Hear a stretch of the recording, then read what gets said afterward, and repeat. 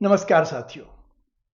दुनिया भर में कॉफी संस्कृति को देखने के बाद कर्नाटक के रहने वाले सिद्धार्थ ने एक कॉफी शॉप खोलने की योजना बनाई और तमाम मुश्किलों के बाद 1996 में उन्होंने बेंगलुरु के ब्रिगेड रोड पर पहला कैफे खोला। यह थी शुरुआत कैफे कॉफी डे की। कुछ ही वर्षों में कैफे कॉफी डे भारत की सबसे बड़ी कॉफी शॉप श्रृंखला बन गई। चाहे वह सप्ताहांत में दोस्तों के साथ घूमना हो, पहली डेट हो या अपनी पहली तनख्वाह का छोटा सा उत्सव, कैफे कॉफी डे ऐसा स्थान बन गया जहां बिताए गए कुछ घंटे जीवन भर की यादों में बदल जाते थे।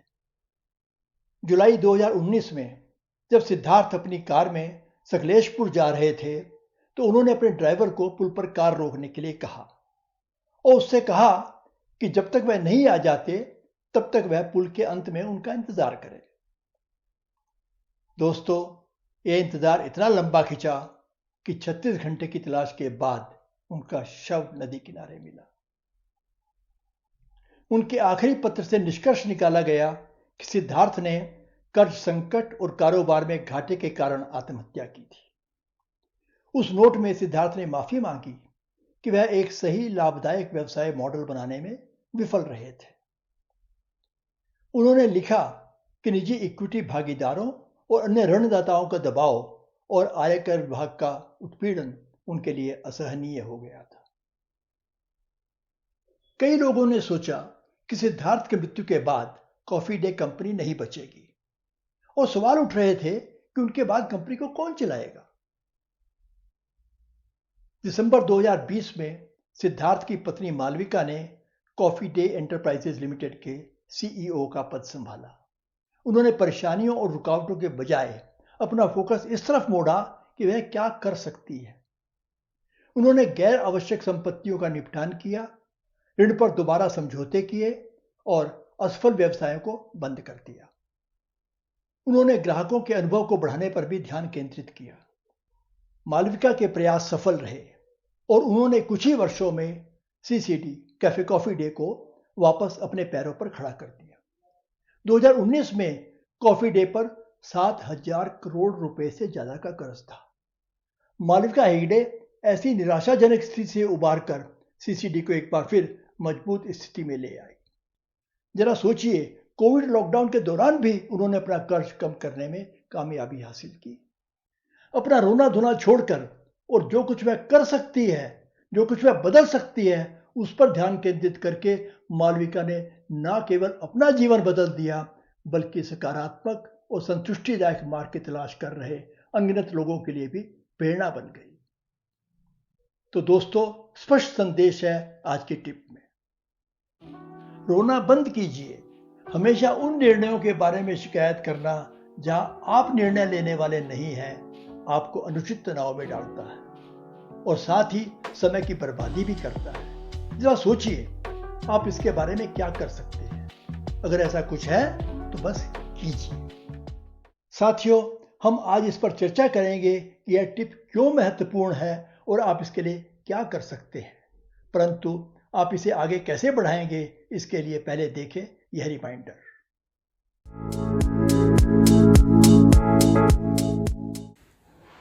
इस वीडियो को देखने के बाद आपको जाना होगा अपने नियमित टेम्पलेट पर। यदि आपने वो टेम्पलेट अभी तक डाउनलोड नहीं किया है तो नीचे डिस्क्रिप्शन में दिए गए लिंक से डाउनलोड कर लें या वैसा ही चार्ट प्लेन पेपर पर या अपनी नोटबुक में ड्रॉ कर लें, जैसे भी ठीक लगे। पर आपकी यह यात्रा शुभ और सफल हो, इसके लिए यह एक आवश्यक कदम है। तो इस वीडियो को देखने के बाद आप करेंगे कुछ आत्मचिंतन, सेल्फ रिफ्लेक्शन, और आज की टिप पर आपकी अपनी क्या सोच है, आपकी क्या राय है, वो इस चार्ट में लिखना है ताकि आप आगे का प्लान बना सकें। प्लान में आपने टिप से आगे बढ़ते हुए उसे अपने एक्शन स्टेप्स में कन्वर्ट करना है। यह समझना भी आवश्यक है कि टिप तो एक होगा परंतु उसके लिए उठाए गए कदम बहुत से हो सकते हैं। आपके लिए क्या उपयुक्त होगा यह निर्णय केवल आप ही कर सकते हैं। तो आपको क्लियरली लिखना है कि आप इस टिप को इम्प्लीमेंट करने के लिए क्या स्पेसिफिक कदम उठाएंगे। अगला स्टेप है आपका लक्ष्य यानी टारगेट। आप यह कदम उठाकर कहाँ पहुँचने का लक्ष्य रखते हैं? कहने की आवश्यकता नहीं है कि यह माइलस्टोन बहुत क्लियर और स्पेसिफिक होना चाहिए। अब कहाँ पहुँचना है यह तो निश्चित हो गया, पर कब तक? यदि इसकी कोई तिथि नहीं होगी तो आपके टारगेट का कोई मतलब नहीं रह जाएगा। तो आपको एक निश्चित तारीख तय करनी होगी। और अंतिम सेक्शन है समीक्षा, रिव्यू और आगे की कार्रवाई। यह आपको भी नहीं भरना है। आप कुछ समय बाद यहाँ पर वापस आएंगे अपनी प्रगति देखने के लिए। और जब आप अपना टारगेट अचीव भी कर लेंगे तो भी यह आवश्यक नहीं है कि यात्रा के चरण का अंत हो गया, जब तक आप स्वयं ऐसा निर्णय ना लें। या आप डिसाइड करेंगे कि आपको कोई आगे नया टारगेट, बड़ा टारगेट लेना है या इसे यहीं क्लोज कर देना है। तो समय समय पर आप अपनी प्रगति की समीक्षा करेंगे। ये निर्णय आप स्वयं करेंगे, ऑटोमेटिक नहीं होगा। किसी भी टिप को अच्छी प्रकार समझने के लिए आप किसी ऐसे व्यक्ति से सहायता ले सकते हैं जिस पर आपका विश्वास हो। यदि यह संभव नहीं है तो भी चिंता की कोई बात नहीं। अपने प्रश्न, अपनी शंकाएं वीडियो के नीचे कमेंट सेक्शन में जाकर लिखिए निसंकोच। आप सभी के प्रश्नों का उत्तर देने की पूरी कोशिश की जाएगी।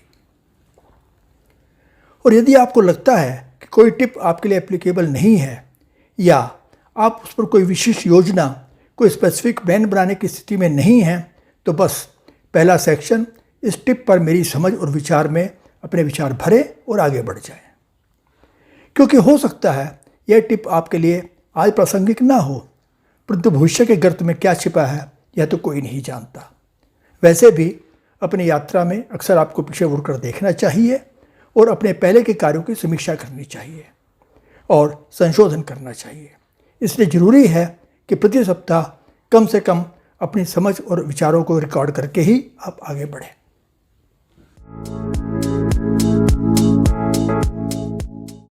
मित्रों, आज की टिप बताती है कि जिन निर्णयों पर आपका कोई नियंत्रण नहीं है उनके बारे में लगातार शिकायत करना अनुत्पादक और तनावपूर्ण है। इसके बजाय यह इस बात पर ध्यान केंद्रित करने की वकालत करता है कि आप क्या प्रभावित कर सकते हैं। हमारे नियंत्रण वाले क्षेत्रों पर ध्यान केंद्रित करना, चाहे वह कितना भी छोटा क्यों ना हो, चुनौतीपूर्ण स्थितियों से निपटने के लिए यह एक शक्तिशाली रणनीति हो सकती है। यह हमारी मानसिकता को बदलने के बारे में है। जिसे हम नियंत्रित नहीं कर सकते हैं उन चीज़ों से ध्यान हटाना और जो काम हम कर सकते हैं उनका स्वामित्व लेना। यह दृष्टिकोण इतना मूल्यवान क्यों है? नंबर 1, आप सशक्त बनते हैं। You become empowered.